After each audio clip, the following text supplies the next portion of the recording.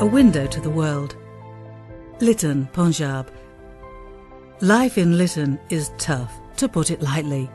The 4 villages that make up this Union Council in District Bakar have 3,840 households, and 80% of them are poor. For decades, the area has suffered from illiteracy, lack of social and developmental infrastructure, and a chronic prevalence of diseases.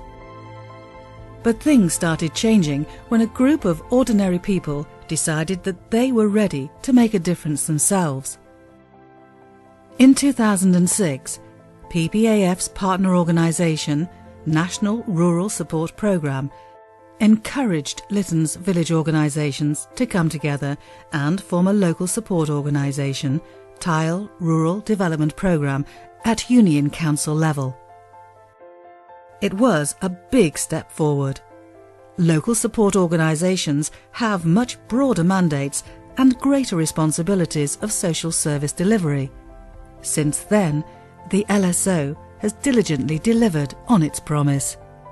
To begin with, Tile Rural Development Programme organised a comprehensive poverty scorecard survey of the community, which is now widely used in the design of developmental programmes in the area. Over the years, Tile Rural Development Programme's income-generating grants worth 2.4 million rupees have helped poor households improve their financial prospects.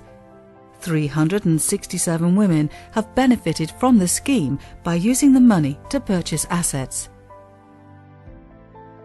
In order to build capacity of local professionals, Tile Rural Development Programme arranges vocational trainings in tailoring, computing, livestock and other technical fields. Local Support Organisations Programme on adult literacy and life skills, delivered through 9 centres all over the Union Council, has enabled more than 1,600 men and women to become literate. For the provision of better health services, Tile Rural Development Programme initiated a clinic staffed with lady health visitors. Families from all over the Union Council get free healthcare facilities at the centre. The local support organisation also actively helps persons with disabilities. During a recent campaign, it arranged for hundreds of free hearing tests and distributed hearing aids worth 1.6 million rupees. Tile Rural Development Programme has opened for the Lytton community a window to the world. Enrolled in Tile Rural Development Programme's computerised national identity card, birth and voter registration campaigns, the invisible majority is counted for once. The local support organisation actively carves out linkages with external donors and government agencies, and has been able to secure their assistance for the disadvantaged in the community. Today, Tile Rural Development Programme is on its way to self-sufficiency and is looking forward to bigger projects. It is a true testament to the resourcefulness of the poor when they get organised and committed to changing the world themselves.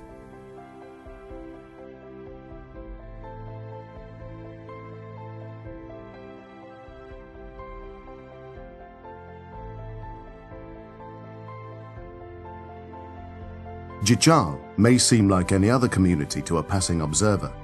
For a long time, all that the 20 villages making up this Union Council in District Kohistan have seen are poverty, lack of governance, and an ultra-conservative culture.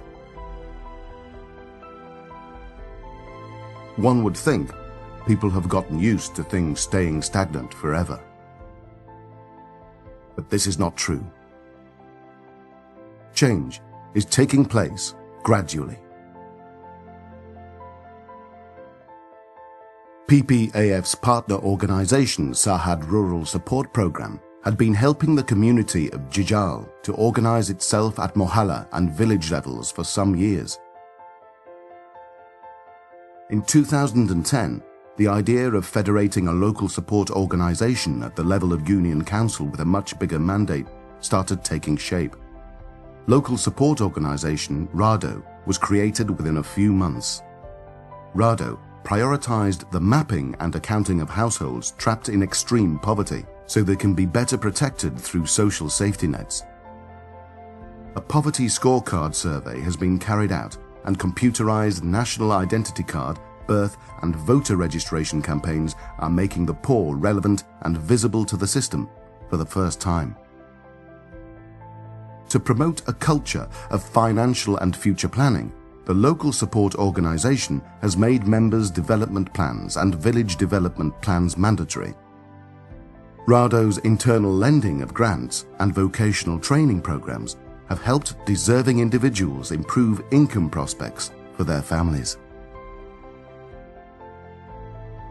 Despite facing a stiff resistance against providing opportunities to women of the area, RADO conducted workshops to sensitize residents about women participation in community organizations, successfully ran a literacy center for women, and was able to make functional a school for girls. It has also been instrumental in establishment of a mother and child health center in the area. RADO actively develops linkages with public and social sector organizations to enhance provision of services to Jijal's poor communities. It has forged partnerships to provide flexible loans and income generation grants, establish community health and female literacy centres, and identify households deserving of financial assistance from public exchequer. RADO is taking things into its own hands and is proof of the fact that the resourcefulness can come from within. Organised and committed, the poor community of Jijal is finding ways to drive change.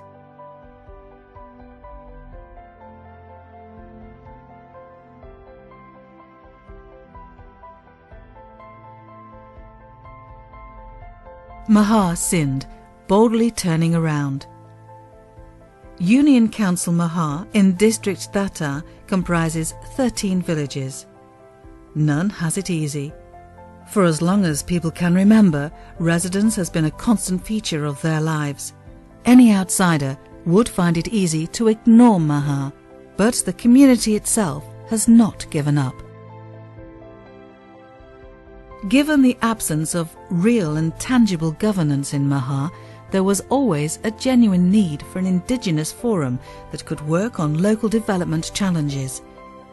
But things only started changing when, with the help of Sindh Coastal Area Development Programme, Union Council Mahar Community began to organise itself. By 2010, there was enough momentum to take things to the next level, and the Kushal Mahar Welfare Development Organisation was instituted as a local support organisation.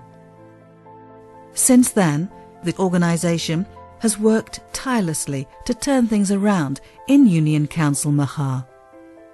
The organisation has chalked out village development plans for over half of its 182-member community organisations, and has successfully mobilised the network to identify local needs.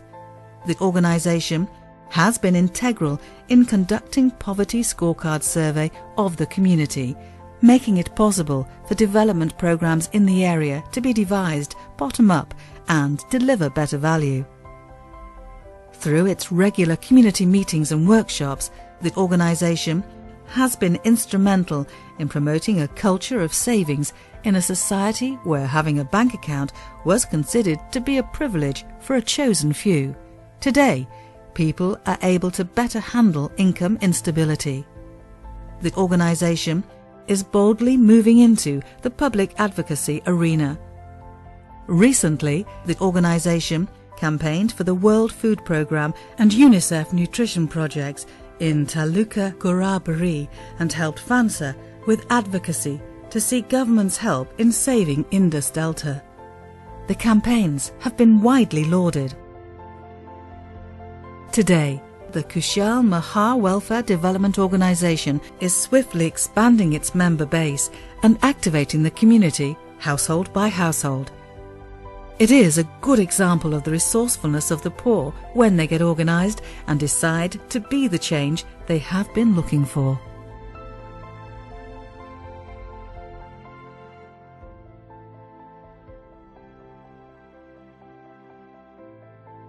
Kingri, Balochistan, good is bound to happen.